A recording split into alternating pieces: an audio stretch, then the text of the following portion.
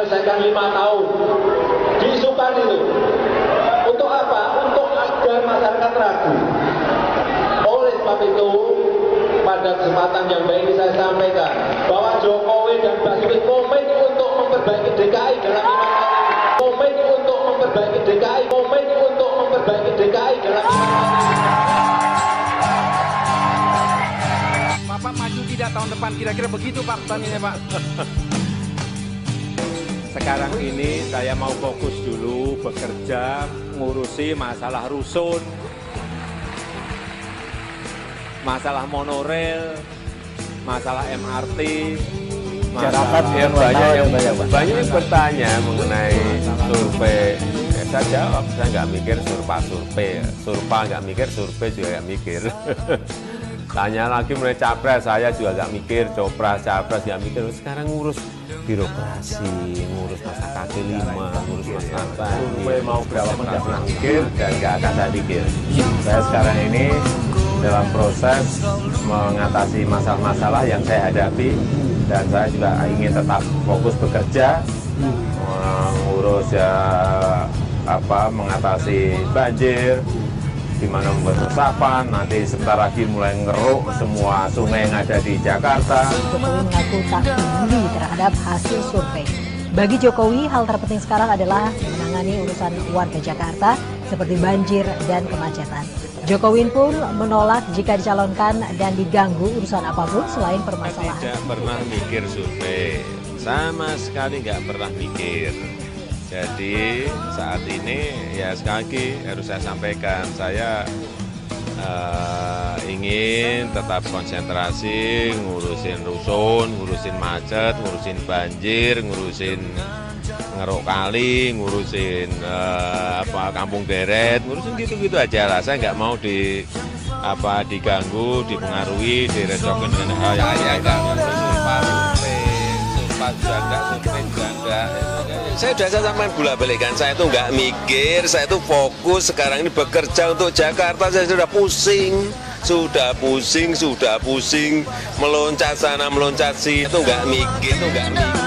Jika Jokowi ternyata dicalonkan dari PDI Perjuangan sebagai calon presiden, bagaimana tanggapan Anda? Apakah Anda akan memilih Jokowi sebagai presiden atau tidak? Enggak, saya nggak pilih. Saya kan ini kan masih punya utang sama Jakarta. Itu belum beres masalah banjirnya gitu. Oke gitu, cuman belum timingnya aja gitu, timingnya belum pas. Kami berdiri di sini di depan Anda semuanya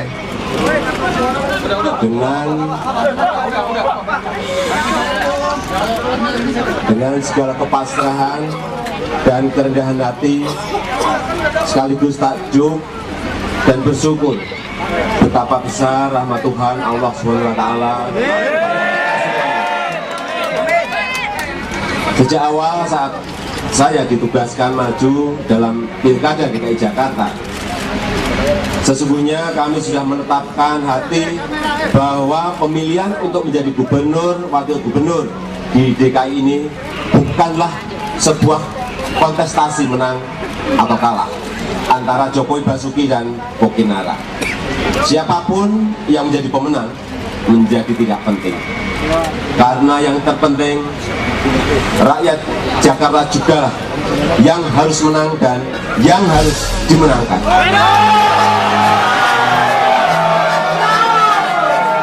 Atas rahmat dan taufiknya, pada hari ini, Senin, tanggal 15 Oktober 2012, kami Menteri Dalam Negeri atas nama Presiden Republik Indonesia dengan resmi melantik Saudara Insinyur Haji Joko Widodo sebagai Gubernur Daerah Khusus Ibu Kota Jakarta masa jabatan tahun 2012 sampai dengan tahun 2017. Kami percaya bahwa saudara-saudara akan melaksanakan tugas dengan sebaik-baiknya sesuai tanggung jawab yang diberikan. Sumpah atau janji ini di samping disaksikan oleh diri sendiri dan oleh semua yang hadir sekarang, juga penting disadari bahwa sumpah atau janji ini disaksikan oleh Tuhan Yang Maha Esa, karena Tuhan itu Maha mendengar dan Maha mengetahui.